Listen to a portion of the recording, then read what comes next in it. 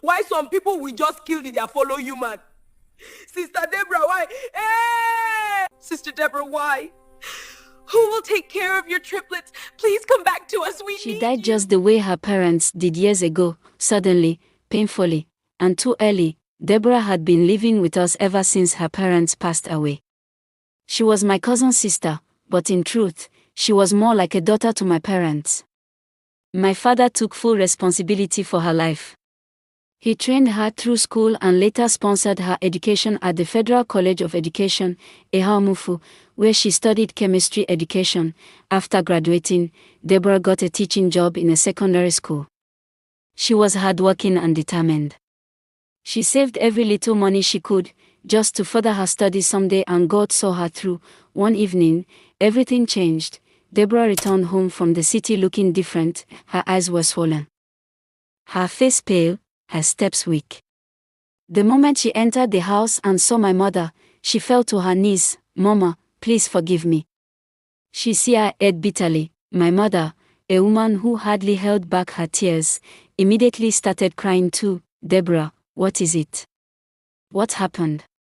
My mother asked between sobs. They cried together, loud, painful cries, until my father returned from work. "What is going on here?"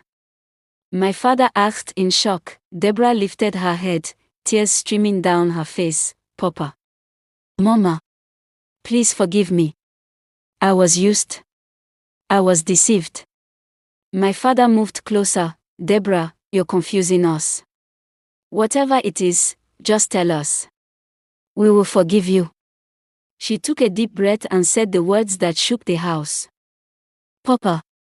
I am pregnant. And the man responsible has run away." There was silence, then my mother spoke gently, wiping Deborah's tears. "Is this why you are crying? Listen to me. That man may have abandoned you, but we, your parents, will never abandon you. I was the only child of my parents, and Deborah was also the only child of hers." Without hesitation, my parents accepted the pregnancy as their own responsibility. One day, when I returned from school, my grandmother met me at the gate. "Jeannie, Deborah is in the Central Hospital. She has given birth." I couldn't contain my joy. I dropped my bag and ran straight to the hospital. When I entered the ward, I froze. Deborah sitting weak on the bed holding a baby. My mother was holding another baby. My father was holding another baby. I asked in confusion, "Mama, how many babies did she give birth to?" My mother smiled through tears. "My dear, she gave birth to 3 babies. Triplets." I asked, shocked. "Yes," my father replied proudly, 2 boys and 1 girl. I was overwhelmed with happiness. From that day, I pampered Deborah and the babies with all my heart. My parents did even more, as the babies grew older. Deborah called my mother one evening. "Mama, please help me. Let the baby stay with you for now while I return to the city to look for a better job."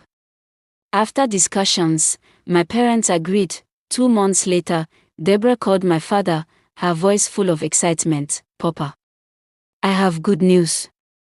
I have been promoted in my company. They gave me a car and a house."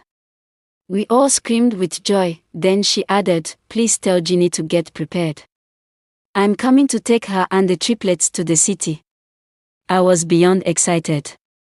I told my friends I was going to the city to continue my studies.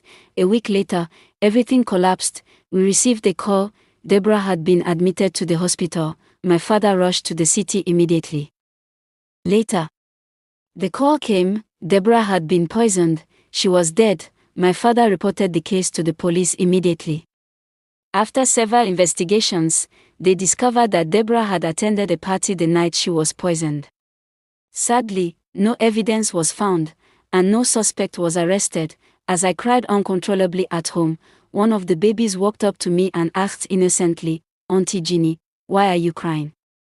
Then the baby added softly, "Can I wash your school uniform for you? Just to make you happy." That was the moment I shattered completely.